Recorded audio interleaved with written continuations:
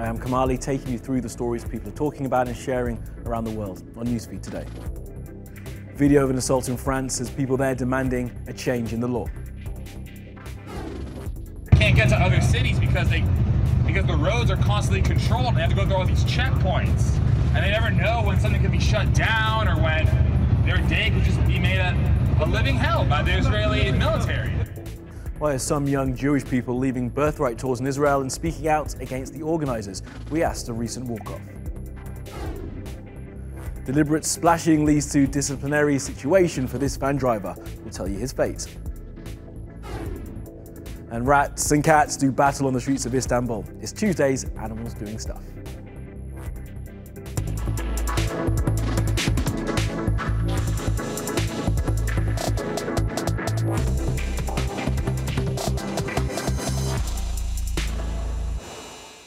On top of our newsfeed, hashtag #NewToo, that's French for Me Too. It's been used by a French woman called Marie Laguerre, who was attacked on the streets of Paris by a guy who'd held abuse at her moments earlier. Now, the whole thing was captured on CCTV and it's been all over social media for days. Take a look.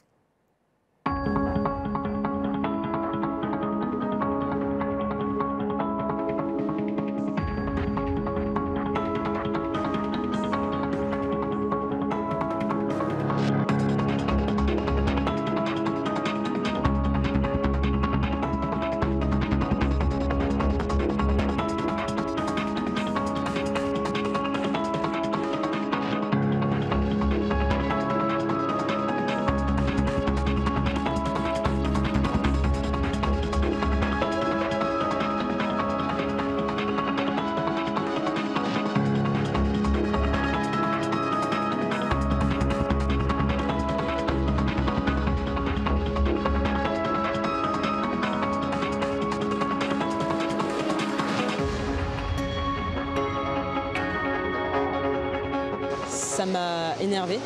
Et dans ma tête, j'ai toute la haine de toutes les fois où on m'a mal parlé dans la rue. J'ai lâché un ta gueule.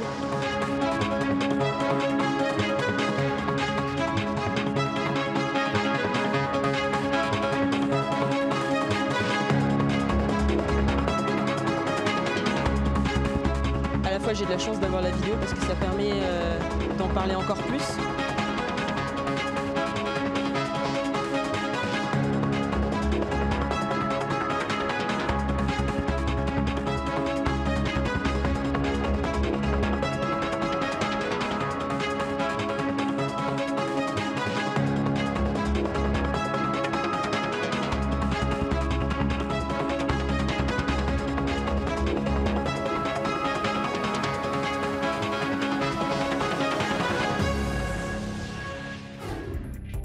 Let's take a look at what else has been trending on social media.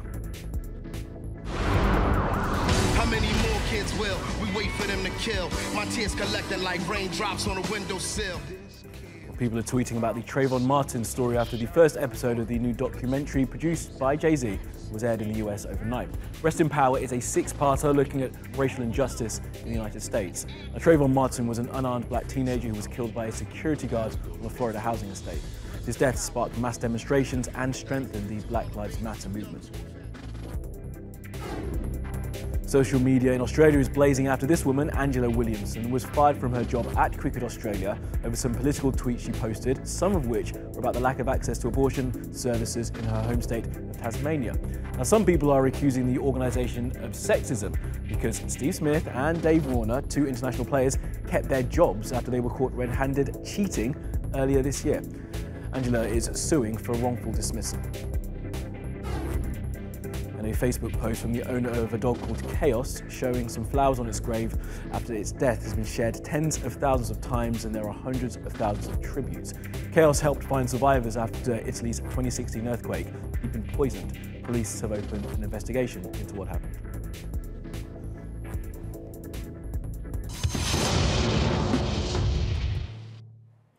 Now, Birthright is a not-for-profit organisation that sponsors young Jewish people to visit Israel and learn more about their history.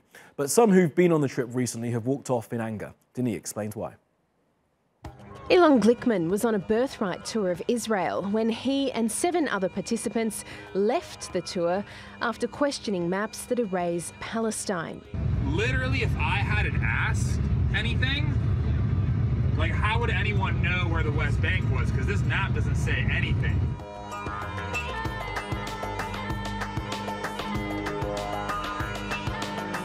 Elon told TRT World he knew about the maps, but wanted to go on the trip anyway.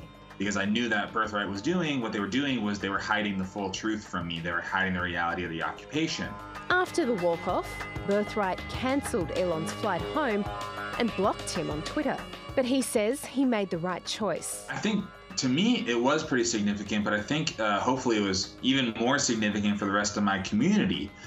The way I've looked at it is I know many other young American Jews who have become disconnected with their community because they always ask these questions around the occupation, around what's happening to Palestinians in the West Bank. And repeatedly we get answers that either deflect or give us just straight misinformation that we later discover is not the case. Birthright offers a free 10-day trip to Israel for young Jews. The group describes itself as a not-for-profit educational organisation, helping young Jews around the world connect with their cultural identity. But it's been facing accusations of bias and dishonesty about the occupation. In recent months, people have publicly spoken out, and some participants have protested by walking off in the middle of their tours. Many have also been blocked by Birthright on Twitter. Katie Ann was among 5 people who left the tour last month. But I just want to let you know that there's a group of us on this trip who've been asking questions and trying to engage, and we have not been able to do that. And as a result, the 5 of us will be leaving as we get off the bus. We'll be going on a trip with Breaking the Silence to learn about the occupation. Birthright has since responded to the criticism.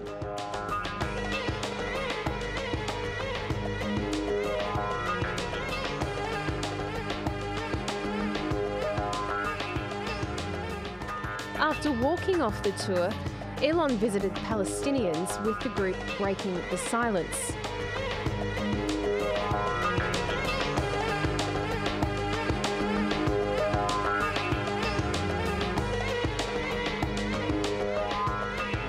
So how does Elon think his activism will help the situation faced by Palestinians? I do have hope that one day Israelis and Palestinians will figure out a way to live with each other in a way that works for both people, in a way that nobody has to live under military occupation. Now, it's a move that's being seen as an attempt by the Indian government to make 4 million people stateless. The updated National Register of Citizens means that those 4 million people will have to prove they have the right to be in India, and the worry is that many will be unable to do so. 4 million people in the Indian state of Assam are now illegal. Their names are missing from the National Registry of Citizens, a list published by the Indian government that identifies legal citizens of the state. The NRC has been updated for the first time in 67 years. India says it will help root out illegal migrants from Bangladesh. But critics say the government is specifically targeting the largely Muslim Bengali community of Assam. The opposition accuses the Modi government of communal politics through the NRC. The update complies with the Assam Accord signed in 1985. According to this, those who cannot prove that they came into the state before 24th March 1971, a day before Bangladesh declared independence from Pakistan, will be expelled and not allowed to vote. India saw a huge influx of Bangladeshi migrants as a result of the War of Independence. But the accord was not implemented until 2014, after the Supreme Court ordered its main clause to be enacted. Since 2015, about 32.9 million residents of Assam have submitted documents as evidence to the government. But as of now, 28.9 million of those made it to the NRC, All right, let's take you around the world for some other stories you need to know this Tuesday. We told you last week about blueprints for 3D guns being made available to download from a US site tomorrow. Well, 9 states and the District of Columbia are arguing for a temporary restraining order to come in to stop the company from publishing its designs. These guns, if allowed, would be outside the notoriously flimsy US gun control laws. Some members of the Russian activist group Pussy Riot have been rearrested just seconds after being released from jail. They were first detained 15 days ago after running onto the pitch at the World Cup final in Moscow. One of them even was able to get the double high fives from the French star Kylian Mbappe. Their lawyers say they don't know why they've been detained again. It's emerged the man who killed 22 people, including himself, in a suicide bombing at Manchester Arena in the UK last year, was rescued from Libya by the Royal Navy during the downfall of the Gaddafi regime. He and his brother were on a list of stranded British citizens. 3 years later, he detonated a bomb vest as children and teenagers were leaving the Ariana Grande concert. The driver of this van in Canada thought it would be fun to splash pedestrians walking along the sidewalk. And yeah, it is pretty funny. But when employers of the man driving the van saw the footage on social media, they didn't think it was a lol. Quite the opposite. They issued an apology to those soaked by the gutter water and terminated the driver's employment. And of all the dumb things to steal, a shark would have to be pretty high on the list. Well, this weekend, brazen-idiot thieves grabbed a horn shark from an open pool, put it in a pram, and tried to smuggle it out of an aquarium in Texas disguised as a baby. Miss Helen, the shark, has since been found alive and well, one suspect in custody, and one question: why?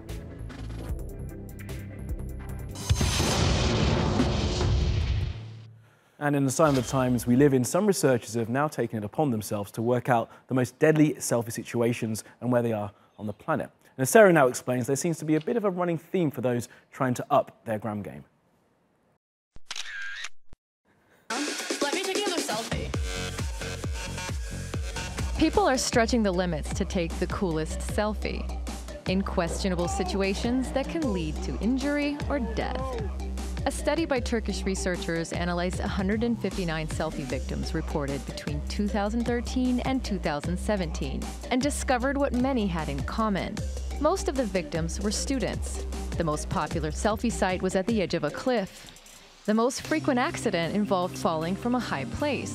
Injuries frequently involved multiple body parts, and the most deaths were caused by drowning. Railway tracks are also a popular selfie location. Most happen during the summer and on a Saturday. Deaths by selfie are a global phenomenon, but Carnegie Mellon University looked at the 213 reported selfie deaths worldwide between 2014 and 2017.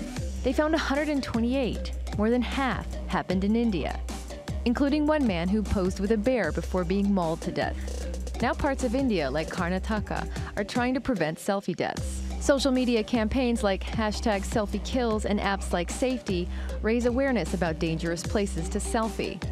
Safety marks more than 2,000 locations worldwide where selfies can hurt or kill. One of them is Wedding Cake Rock in Australia. A national parks website warns visitors that it's unstable and to stay behind a fenced area. But even a $300 fine and a ban doesn't stop some selfie seekers from snapping a pic. Selfies aren't the only dangerous social media trend. Online videos of people doing the Kiki challenge, also known as doing the shiggy, are going viral. It involves jumping out of a moving car while dancing to Drake's In My Feelings, sometimes getting hit by an oncoming car. There are even dozens of fakes depicting deaths, but the stunt is so dangerous, several countries are already trying to prevent it. In Egypt, it's punishable by a $167 fine and a year in jail. And Jaipur and Mumbai police are using social media to warn Indians before there are deaths. But will dangerous online trends come to an end, or will they just give way to new ones?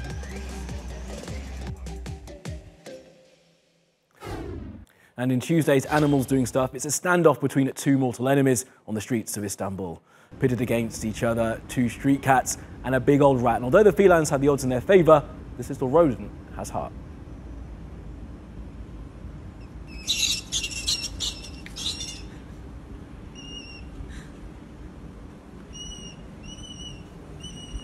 Well, I particularly like how the cats seem to be taking cover behind those two bollards, lest Ratty come at them again.